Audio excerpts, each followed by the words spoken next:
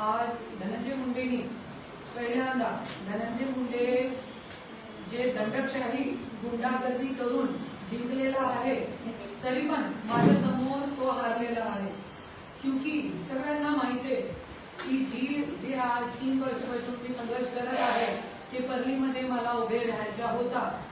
तो ज्यावेळी मी फॉर्म भरण्यासाठी गेली तिकडे माझ्या अनुमोदक उचलून गेले आणि उचलून गेल्यानंतर तहसीलदारकडे त्यांनी बोलवून घेतला आणि त्यांनी शपथपत्रामध्ये माझी साईन आहे असा उत्तर दिला तहसीलदारकडे आणि दंडकशाही करून माझ्या अनुमोदकाला उचलून गेले आणि माझा पर्चा अवैध केला. पण ज्या वेळे मी स्वतः धनंजय मुंडेवरती ऑब्जेक्शन घेतला की स्वतःचे जे शपथपत्र आहे त्या शपथपत्रामध्ये 5 मुला मुली आणि अगोदरचे जे शपथपत्र आहे धनंजय मुंडेचे त्या शपथपत्रामध्ये फक्त 3 मुलगीचा उल्लेख आहे आणि एक जे त्यांची दुसरी बायको आहे त्यांचा माझ्या आणि माझ्या मुलगीचा उल्लेख नाही आहे. पण आता त्यांनी जे शपथपत्र दिलेलं आहे त्याच्यामध्ये माझे मुलगीचा उल्लेख आहे पण माझा उल्लेख नाहीये आणि आमचे जे दोघांचे केस कोर्टामध्ये चालू आहे त्याचा पण उल्लेख नाही केलेला आहे. प्रॉपर्टी लपवून घेतलेली आहे त्याच्यामध्ये. हे ऑब्जेक्शन ज्या वेळी मी घेतला तहसीलदारकडून मी निवेदन दिला तो तहसीलदार साहेबांनी माझा निवेदन नकारला आणि धनंजय मुंडेचा पर्चा वैध केला आणि इतकंही नाही वैध केला. कलेक्टर साहेबांनी पण कोणी ऑब्जेक्शन घेतला नाही. ही सगळी मिली जुळी खेळी आहे लोकांची दंडकशाहीची. आणि त्यानंतर फक्त इतकंही नाही मला अनुमोदक उचलून गेले माझा पर्चा अवैध केला. तिथेच धनंजय मुंडेची हार झाली. तो हारलाय आणि त्याच्या नंतर ज्या वेळे निवडणूक होती 20 तारखेला ज्या दिवशी मतदान होता त्यावेळे खूप गुंडाशाही दंडकशाही हुकुमशाही इतकी जोराप्रमाणे चालली. बिहार आणि यूपीचे गुंडे बोलवून घेतले होते तिकडे मोठे मोठे हजारो की तादाद मध्ये आणि सगळे बूथ कॅप्चर केले आणि हे सगळे तुम्ही बघू शकता. माझ्याकडे पुरावे आहे. ये बघा सगळ्यांची समोर ये बघा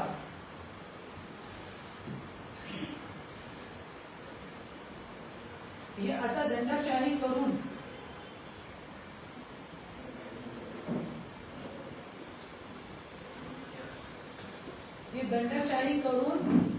हे मतदान करून घेतलेलं आहे. सगळे व्हिडिओ हे मीडियावरती पण आहे. परलीची जे लोकल मीडिया आहे मोठी मीडिया तो दाखवत नाही. हे सगळी खरी गोष्ट आणि दाखवणार पण नाही. सगळ्यांना माहिती आहे मीडिया दाखवत नाही. ये आदमी धनंजय मुंडे का आदमी बैठ के वहां पे मतदान करवा रहा है. ये दंडकशाही करून मतदान करून घेतलेले आहे रिव्हॉल्वरचे जोरावर. आणि तुम्ही बघू शकता आज ये जे लड़का आहे आमचे मुलगेची वयाचा आहे. धनंजय मुंडेचे मुलगेची वयाचा लड़का आहे. पण आज परलीमध्ये छोटे जे आपले मुलगेची वयाचे 17-18 वर्षाचे मुलगे करून ये शराब विकून घेत आहे. गलत घोटाळे काम करवत आहे धनंजय मुंडे. आणि आज इलेक्शन मध्ये तुम्ही बघा तुम्ही ये व्हिडिओ मी तुम्हाला स्वतः देते. मी फेसबुक वरती पण टाकलेले आहे. हे सगळे दंडकशाही ये जवान बच्चों को जिनके हाथ में ज्यांचे मुलगे लोकांच्या हातामध्ये कलम व्हायला पाहिजे आणि हे किसको दंडकशाही कर रहे हैं आपको पता है. राष्ट्रवादी के उम्मीदवार जो राजेभाऊ देशमुख है उनके साथ दंडकशाही कर रहे हैं. कुठे चाललाय आपला महाराष्ट्र ये. आणि तुम्ही बघू शकता ये एक ऍडव्होकेट आहे माधव जाधव करते. त्यांच्या सोबत त्यांचे मुलगेसारखे लडके लोकांनी बघा. आणि मुंडे साहेबांचा विजय असो मुंडे साहेबांचा विजय असो. अरे कशाची विजय. ये बघा ये एक एडवोकेट सोबत मारहाण करत आहे धनंजय मुंडे. आणि हे बघा तुम्ही कशी दंडशाही गुंडेशाही चालू आहे परलीमध्ये. आणि हे जी सगळी गोष्ट आहे, हे गुंडेशाही दंडशाही हे छत्रपती शिवाजी महाराजांचा महाराष्ट्र आहे. आणि बाबासाहेब आंबेडकरांनी संविधानासाठी पूर्ण आयुष्य गमावली आहे. तो आम्हाला संविधान भेटलेला आहे. त्या संविधानाचा मी गैरवापर होऊ देणार नाही. आणि छत्रपती शिवाजी महाराजांचे महाराष्ट्रामध्ये हे दंडकशाही गुंडेशाही हुकुमशाही आणि घराणेशाही चलू देणार नाही. महाराजांनी निजामांची घराणेशाही राहिली नाही, अंग्रेजांची घराणेशाही राहिली नाही. तो धनंजय मुंडे कुठून आला? कुठून आलाय धनंजय मुंडे? मला एक प्रश्न विचारायचा आहे. अरे आज ये मोठे मोठे सत्ताधारी जे अपोजिशन मध्ये बसलेले आहे, तुमचे तोंड कशाला आता गप आहे? तुम्हाला अपोजिशन मध्ये आहे ना तुम्ही, त्या अपोजिशनच्या पक्षातून मी पण प्रश्न विचारते. उचला ना प्रश्न धनंजय मुंडेवरती की कशाला हे स्वतःची बायको लपवत आहे, गुंडाशाही दंडशाही हुकुमशाही करून मतदान करून घेत आहे आणि आमदार होत आहे आणि शपथविधीसाठी तयारी करत आहे. अशी गुंडेशाही दंडशाही मी चलू देणार नाही. आणि परलीची जनतातून मी हात जोडून विनंती करते, जे गुंडेशाही विरोधात आज मी पाऊल उचललेला आहे, गेले 3 वर्षापासून मी बीड मध्ये परलीमध्ये जाऊन मी काम करते तिकडे. आणि ज्या वेळेला आज माझ्या लढण्याचा वक्त आला, वेळ आली खरी, ज्या वेळेस जनता मला निवडून देणार होती तिकडे, त्यावेळे धनंजय मुंडे सारखे घाणेरड्याने माझ्या परचा गुंडाशाही करून माझा परचा अवैध केला. तरी पण मी थांबणार नाही. मी हारली नाहीये, धनंजय मुंडे हारलाय. धनंजय मुंडेची हार झालीये, मी जिंकलीये. परलीमध्ये एकटी जाऊन फॉर्म भरलेला होता मी, एकटी महिला असताना. आणि धनंजय मुंडे 200 गुंठे घेऊन मला माझ्या परचा अवैध करण्यासाठी आला होता तिकडे. पेपरमध्ये तिकडे तहसीलदारकडे जे निवडणूक आयोगाचा व्हिडिओ होता आहे, तिकडे सारे व्हिडिओ फुटेज आहे. माझ्या जे मी ऑब्जेक्शन घेतले आहे ते तहसीलदारनी घेतलं नाही. त्यांना पण कोर्टामध्ये जबाब द्यावा लागेल, कलेक्टर साहेबांना पण जबाब द्यावा लागेल. पुढे हे सगळी गोष्टीवरती मी गप्प बसणार नाही. आणि जरी वेळ पडली तर मी आंदोलन करणार. आता मी प्रेस कॉन्फरन्सच्या माध्यमातून अजित दादा अपने देवेंद्र फडणवीस जी एकनाथ शिंदे जी कडून मी हात जोडून विनंती करते, धनंजय मुंडेची आमदारकी लवकरच लवकर रद्द करा आणि त्यांच्यावरती एफआयआर नोंद करा. क्योंकि तुम्हाला माहित असेल की परलीमध्ये इतका खोटा मतदान करून घेतलेला आहे दंडशाही करून, की मृत लोकांच्या पण धनंजय मुंडेंनी मतदान करून घेतलेला आहे. माझ्याकडे पूर्ण पुरावे आहे, नाव सहित कोणते मृत व्यक्तीच्या कोणते व्यक्तींनी मतदान केलेला माझ्याकडे पूर्ण पुरावे आहे.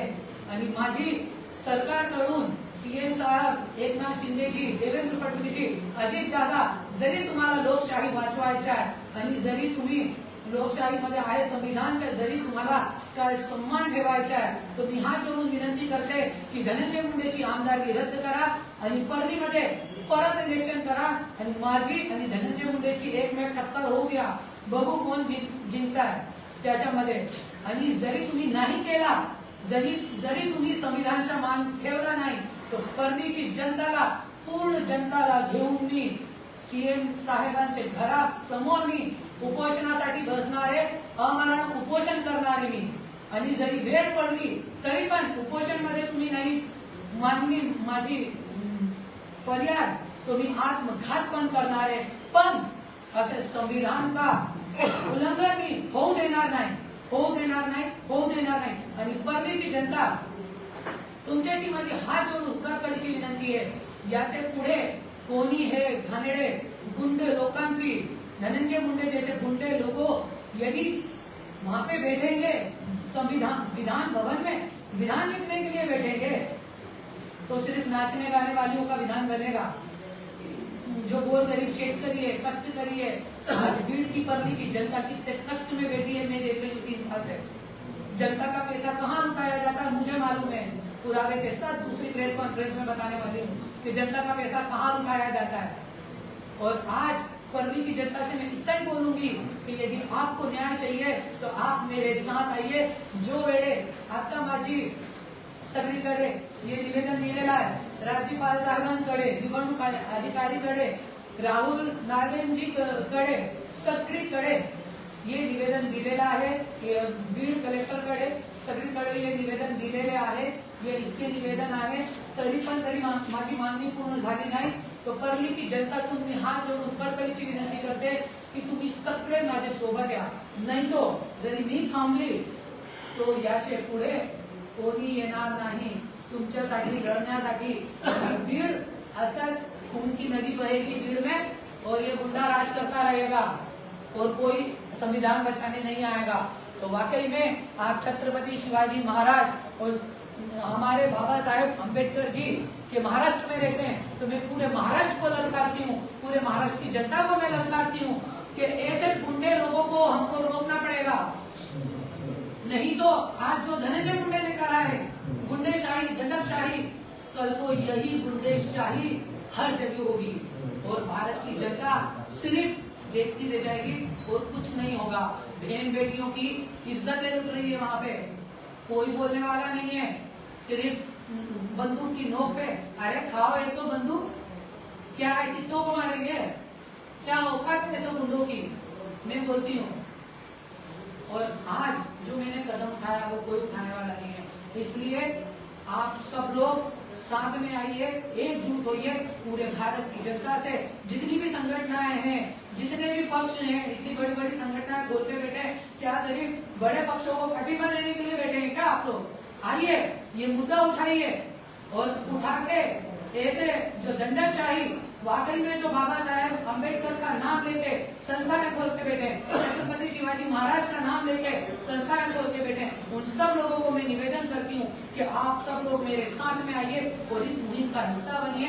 ये जो बंदूक की नोक पे जो मतदान हुआ है लोकशाही खत्म करने की बात है और आज प्रजातंत्र खत्म करने की बात है। ये गुंडेशाही आने का एक पूरा पहला पड़ाव है। इसके बाद हर व्यक्ति गुंडाशाही करेगा, दंडकशाही करेगा। अरे ईवीएम की ईवीएम मशीनें फोड़ दी है, पहले हम ईवीएम को रोकते थे, नहीं तो 5 साल रील देखते बैठो और बस टाइम पास करते रहो, इसके अलावा कुछ नहीं रहेगा। हाथ जोड़ के मेरी विनती है, ये गुंडे लोगों से बचना है तो सबको एक होना पड़ेगा। जय हिंद, जय भारत।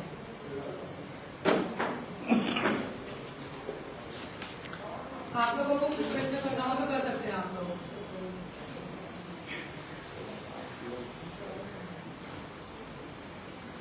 जो वहाँ पर गुंडागर्दी हो रही थी तो वहाँ के आरोपों नहीं बताया है।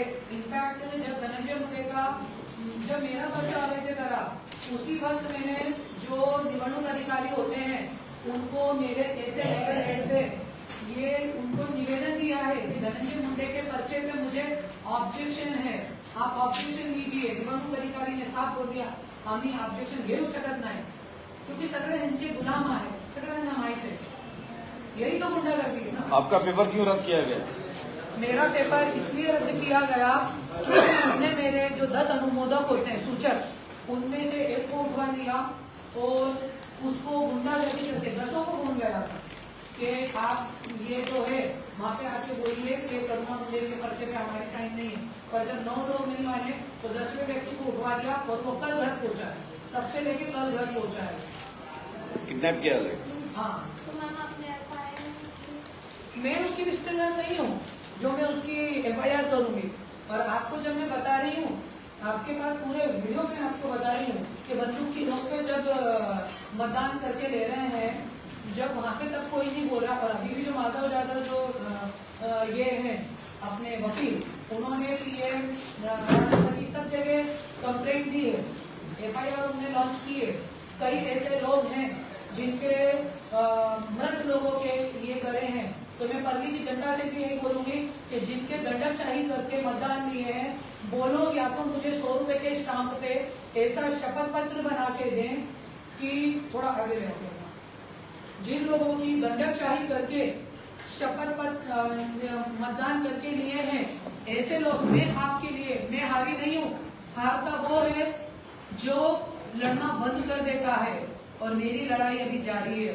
मैं लड़ रही हूँ अभी। क्या करना जी ये बताइए, धनंजय मुंडे और आपकी सूची में लड़ाई ये कब तक रहेगी, आप लोग कब तक सुनते रहेंगे? देखिए, आप बात को समझ नहीं पा रहे हैं। ये लड़ाई धनंजय मुंडे और मेरी शुरू हुई थी, पर आज ये पूरे महाराष्ट्र के हित की लड़ाई है। ये अभी धनंजय मुंडे और तरुण मुंडे की नहीं रही है। होती ये सिर्फ हमारी लड़ाई होती तो मैं कोर्ट में लड़ रही होती या इस पे लड़ रही होती, पर मैंने आज खुद की पार्टी खोली है। आज पंकजा मुंडे की भी ताकत नहीं है कि खुद की पार्टी खोल पाए। महाराष्ट्र में किसी भी बड़े नेता की हजारों करोड़ों रुपए हैं उन लोगों के पास, और अपनी पार्टी खोलने का साहस किसी के पास नहीं है, क्योंकि ये सब तुमले लोग हैं। भ्रष्टाचार में गदगदे लोग हैं, ये भ्रष्टाचार में भरे हुए लोग हैं ये लोग। इनकी ताकत नहीं है पार्टी खोलने की। इसके लिए स्वच्छ व्यक्ति चाहिए जिसके ऊपर कोई ईडी की चौकसी नहीं है। मैडम जो भांडण होने से नेमकं कारण काय? किसका किसका? आता ते गोष्टीच नाहीये। मी काय म्हणते तुम्हाला, आता माझ्या राजकीय मुद्दा आहे। राजकीय मुद्द्यावरती बोला तुम्ही, बायकोवरती काही बोलू नका। आमच्या भांडण ते वेगळं आहे, पण आता जे राजकीय मुद्दा आहे पूर्ण महाराष्ट्राचे संविधान बचावण्याची गोष्ट आहे। आज महाराष्ट्रामध्ये दंडशाही करून चालणार का? लोकशाही कुठे आहे आणि कशाला तुम्ही निवडून घेताय? मैं बोलती हूँ मना करे ना, ये जो जितने भी लोग कर रहे हैं ये मना करे कि हम चुनाव नहीं लेते, मत दो तुम चुनाव। मैं परली की जनता को बोलती हूँ पूरा परली खाली कर दो, रहने दो धनंजय मुंडे को उधर अकेला। करेगा किसके ऊपर रिवॉल्वर लगाएगा? है ना मेरे साथ। आज वो हार रहा था, उसको दिख रहा था मेरे से हार रहा है, इसके लिए उसने ये करा ना। मेरा पर्चा अवैध करके खुद खड़ा हो गया। अरे तू कितना भी कर ले, तू हारा हुआ है, औरत से तू हारा हुआ है, और मैं बिना हार के भी बिना लड़के भी मैं जीती हुई हूँ। परली की जनता की नजरों में आज मेरी इज्जत है, पूरे महाराष्ट्र में आज मेरी इज्जत है। धनंजय मुंडे जी का तो कहना ये है कि मेरे साथ शरीफ और सज्जन नेता कोई है ही नहीं। उनके बारे में क्या कहना चाहूँगी? बहुत शरीफ है, बहुत सज्जन है, उसके भी पुरावे अभी बहुत जल्दी। मैं बहुत बार बोल चुकी हूँ मीडिया पे, पर किसी की लड़की की इज्जत में कैमरे पे लाके बताना नहीं चाहती, क्योंकि that is also not legal well.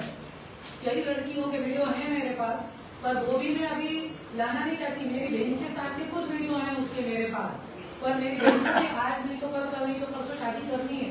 जिन लड़कियों के साथ है उसके फोटो वीडियो, उसके भी कभी करेंगे कहीं शादी करना। धनंजय मुंडे थोड़ी ना सबसे शादी करता बैठेगा, तो वो कितना शरीफ है वो सबको मालूम है, पर अभी मुद्दा वो नहीं है। मुद्दा है यहाँ पे अपने महाराष्ट्र को बचाने का ऐसे गुंडों से। नहीं तो आज हम ईवीएम पे सर पटक रहे हैं, कल हमें गुंडों के नाम पे सर पटकना पड़ेगा। तो आपने रिटर्निंग ऑफिसर को भी बताया कि किस कारण से रीजन बताते हैं। जब आप फॉर्म फिल करते हैं तो फॉर्म फिल करने के बाद रिटर्निंग ऑफिसर जो होता है का, वो बताता है कि ये रीजन है, इस वजह से आपका। उन्होंने बताया ना मुझे कि मेरे अनुमोदक ने वहाँ सामने आके बोला कि ये साइन मेरी नहीं है, जबकि व्हाट्सएप पे मेरे पास पुरावा है। एक बात बताइए, आपका मतदान कार्ड आधार कार्ड कैसे ले सकते हैं? बोलिए आप। और वो व्यक्ति वहाँ का है, परली का। अनुमोदक मेरे 10 थे, मेरे पास 20 अनुमोदक थे, और उसी वक्त जब छाननी होती है तो छाननी में हमें 15-20 मिनट का एक घंटे का टाइम दिया जाता है कि आप ये फुलफिल करिए। तो ज्या वेळेस मी फुलफिल करने गेली त्यांनी तहसीलदार साहेबांनी मी सांगितलं की साहेब मला वेळ द्या, माझे अनुमोदक बाहेर आहे, मी नवीन अनुमोदक टाकून तुम्हाला परत फॉर्म देते। त्यांनी सांगितलं नाही, आणि जब मेरा फॉर्म उड़ा, पर धनंजय मुंडे का क्यों रख दिया? मेरे पास 10 पुरावे हैं ना कि धनंजय मुंडे ने 5 बच्चे बताए हैं इसमें पर्चे में। हमारे केसेस नहीं बताए, जो मैंने केस किए हुए उनके ऊपर वो केस नहीं बताए। उसके अलावा उन्होंने कितने बच्चे हो? आप मैटर को कंफ्यूज क्यों कर रहे हो?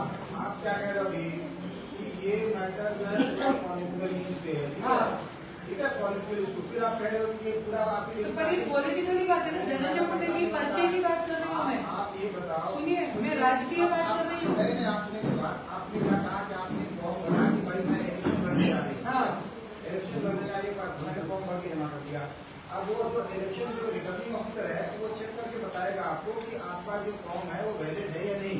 तो आप हमें ये बताओ कि आपका जो फॉर्म है वो वैलिड नहीं है तो क्यों नहीं वैलिड है और उसके पीछे रीजन क्या है और उसके आगे का प्रोसीडिंग क्या हो वो बताओ।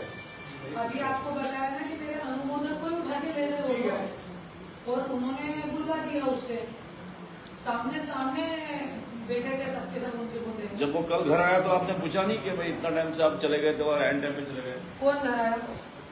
वो जिसको उन्होंने उठा के ले गए थे। मैं कैसे पूछ सकती हूँ उससे? अच्छा आप वो वो था ना वो ऑलरेडी तो मेरे से बात तक नहीं कर रहा वो बंदा। पुलिस को पूछ क्या आपने क्या आप समझिए आप मैं फॉर्म भर रहा हूँ जो एक आदमी रिटर्निंग ऑफिसर है और मैं कैंडिडेट हूँ मैं इस आदमी के सामने फॉर्म भर रहा हूँ कि मैं यहाँ का विधानसभा का चुनाव लड़ने जा रहा हूँ। इसमें क्या है भाई 9 आदमी आपको तो ठीक है एक आदमी का पता नहीं चला ठीक है ऐसे क्या ना तो आपने उस समय पुलिस को इन्फॉर्म किया था क्या वहाँ पर? वो आदमी वहाँ था मैं आपको क्या बोल रहा हूँ समझ ही नहीं पा रही। उसको उठवा के अच्छा। उन्होंने सामने सामने बुलवाया कि ये साइन उसकी नहीं है। जबकि मेरे पास पुरावा है व्हाट्सएप पे भेजते ना पेपर उसने मुझे मैं भीड़ में थी और भीड़ से मैंने फॉर्म भरा था तो उसने मेरे को व्हाट्सएप पे भेजा ये पुरावा है ना मेरे पास। आपने जैसे मुझे आधार कार्ड पे साइन करके भेजा है फोटो कॉपी तो व्हाट्सएप से भेजेंगे ना तो वो मेरे पास पुरावा है उसका। रिटर्निंग ऑफिसर का नाम क्या है? उनका मेरे को नाम नहीं मालूम तहसीलदार का नाम नहीं मालूम। रिटर्निंग ऑफिसर का लिख के दिया होगा ना आपको नाम मॅडम. आपको तिथे जेव्हा ते फॉर्म भरतात तेव्हा सीसीटीव्ही कॅमेरे असतात ना हा, हा. जेव्हा ते सगळे कॅमेरा तुमचे हा. पुरावे हा. तुम्हाला जे सपोर्ट करणारे आहेत त्यांची नाव वगैरे ते सीसीटीव्ही मध्ये असतात तर तो नंतर जरी नाही बोलला तरी सीसीटीव्ही मध्ये त्याची सही करताना आढळलं असेल ना किसकी? जो जिसने साइन किया था ऐसा नहीं रहता अनुमोदक पीछे साइन करता है उसके आधार कार्ड पैन कार्ड पे साइन रहती है वैसा। और फिर भी मेरे पास वैसे तो सबूत नहीं रहता पर मेरी किस्मत अच्छी है कि मेरे पास सबूत है। तो फिर आपने प्रोवाइड किए थे सब प्रोवाइड करा तभी तो नहीं सुन रहे ना वो लोग तभी तो नहीं तहसीलदार ने सुना तभी मैं वहाँ से बम्बई आ गई। बम्बई से अभी मैं कोर्ट कचहरी में पूरा लड़ने वाली हूँ और जल्द से जल्द ये आमदनी में रद्द करूंगी चाहे मेरे को उसके लिए किस भी लेवल तक जाना पड़े पर आमदनी रद्द होके रहेगी। अभी मॅडम लाडक्या बहिणीने धनंजय मुंडे साहेबांना 1 लाखापेक्षा जास्त मतांनी निवडून दिलेलं आहे याचा अर्थ परळीमधील महिला सुरक्षित आहे असं समजा। लाडकी बहिणीने निवडून दिला नाही आहे ऐका 100 रुपयाचा स्टाम्प 500 रुपयाचा केला ते लाडकी बहिणीच्या नवऱ्याच्या किंवा त्यांच्या असेल ना।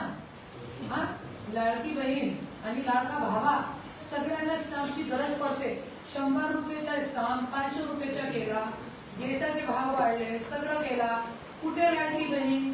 आणि तुम्ही मला एक लाडकी बहीण अशी माझ्या समोर आणा की जे आहे लाडकी बहन 1500 रुपए देके तुम 50,000 रुपए लोगों से निकाल रहे हो जेब से।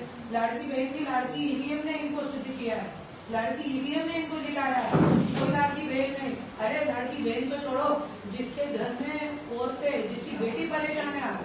हाँ आज ये सरकार जो है आज मैं पिछले 3 साल से घूम रही हूँ न्याय मांगती हुई पर किसी ने न्याय दिया क्या? आज इनकी बहन बेटियां खुद घर में सेफ नहीं है। आज मेरी बेटी 3 साल से परेशान है मैं 3 साल से परेशान हूँ अपनी घर की बहन बेटियों को ये लोग नहीं देते। हाँ इनके घरों में वो लोग सुखी रहती हैं औरतें जो चुप रहती है तुम भी जियो हमको भी जीने दो ऐश मौज की जिंदगी ऐश करो पर मेरे जैसी क्रांतिकारी औरत नहीं जी सकती। और हर किसी का दिमाग रहता है। छत्रपति शिवाजी महाराज हर कोई नहीं बन सकता बाबा साहेब अम्बेडकर हर कोई नहीं बन सकता। ऐसे हर व्यक्ति का अपना एक नेचर होता है। मेरा ऐसा एक नेचर है क्रांतिकारी जो मैं गलत बर्दाश्त नहीं करती हूँ। 17 साल की उम्र में नवाज शरीफ का पुतला जलाया था इंदौर के पाटलीपुरा चौराहे पे।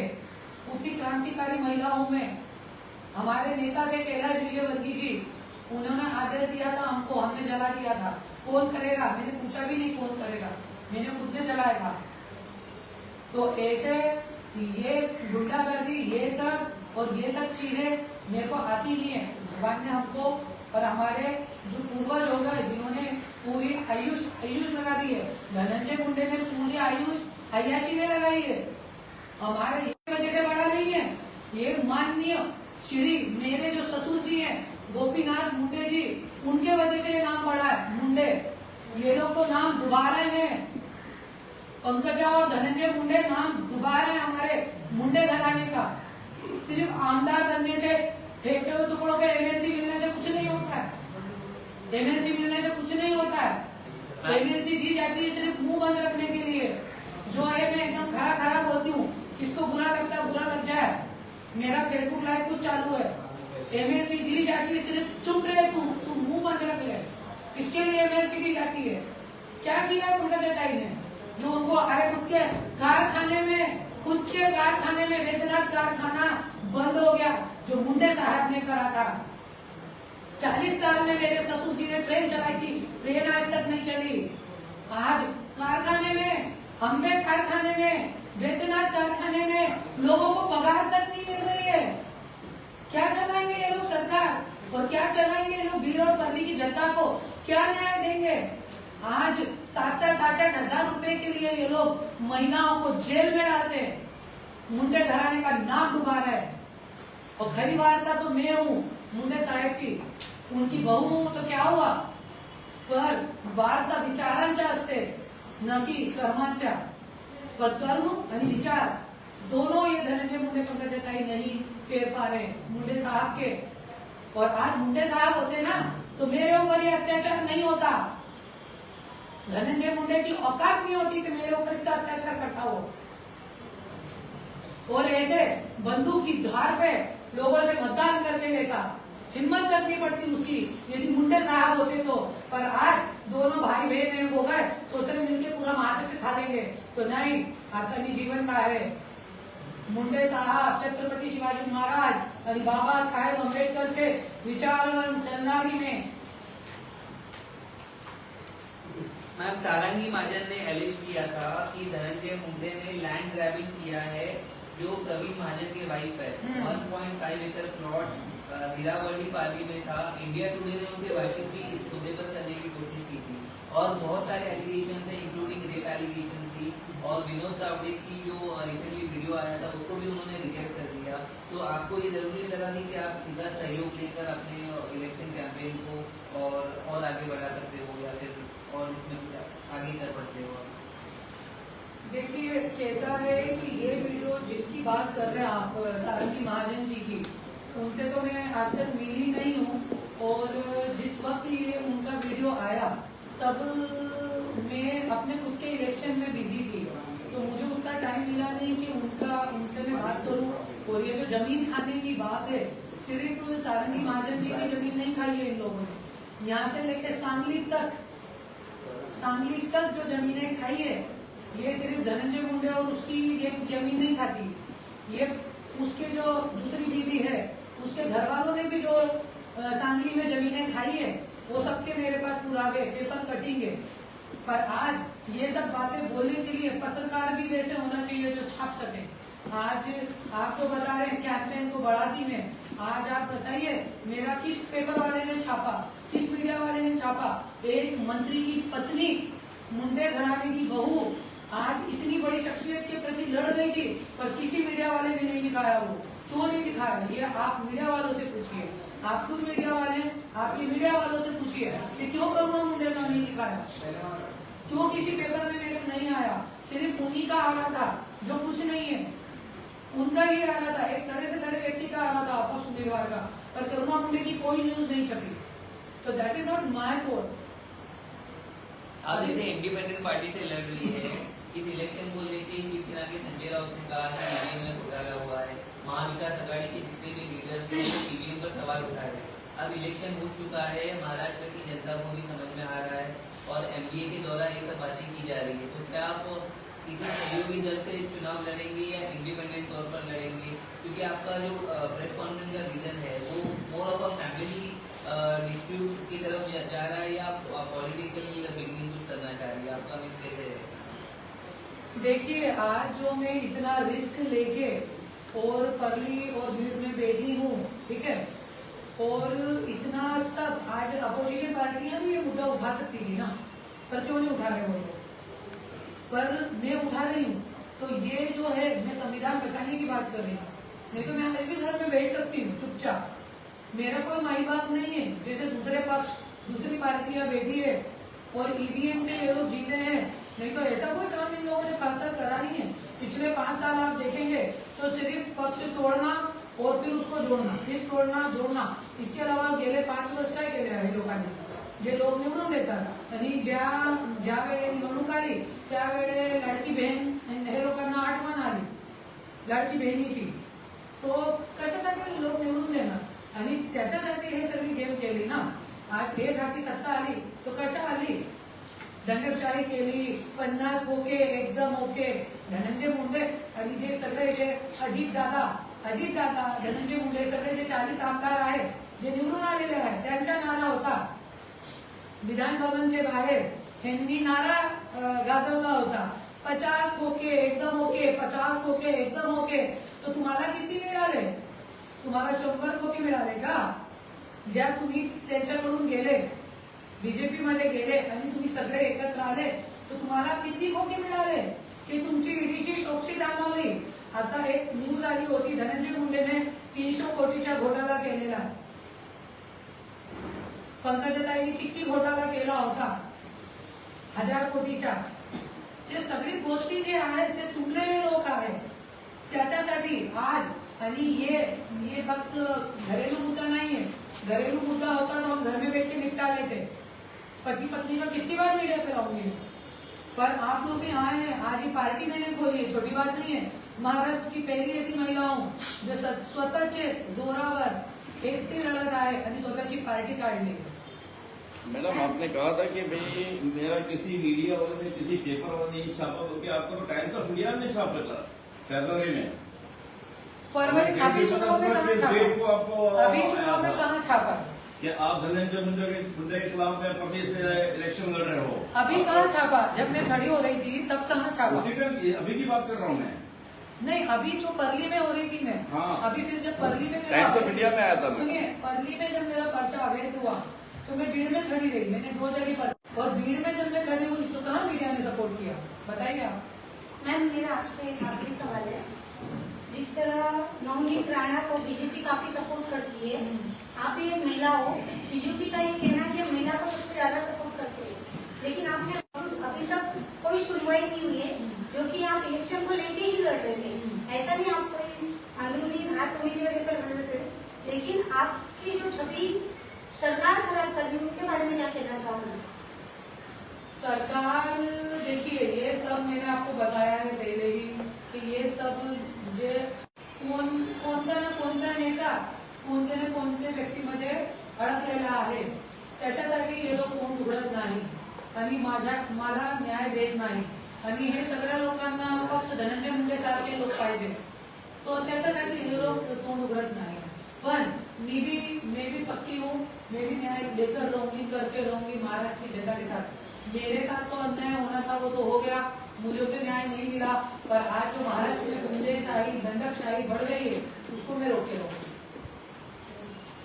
तुमची नेमकी न्यायाची व्याख्या काय आहे? हाँ, तुम्हाला न्याय मिळायला हवा आहे, तुमची नेमकी मेरे को न्याय ना मिला है ना ये लोग दे सकते हैं, पर मेरे को अभी जो महाराष्ट्र में जो गुंडाशाही दंडकशाही हुकुमशाही चालू है उसके प्रति जो मुझे आवाज मैंने उठाई है वो मेरे को न्याय चाहिए. मैडम ठीक है, बाइक लेते हैं.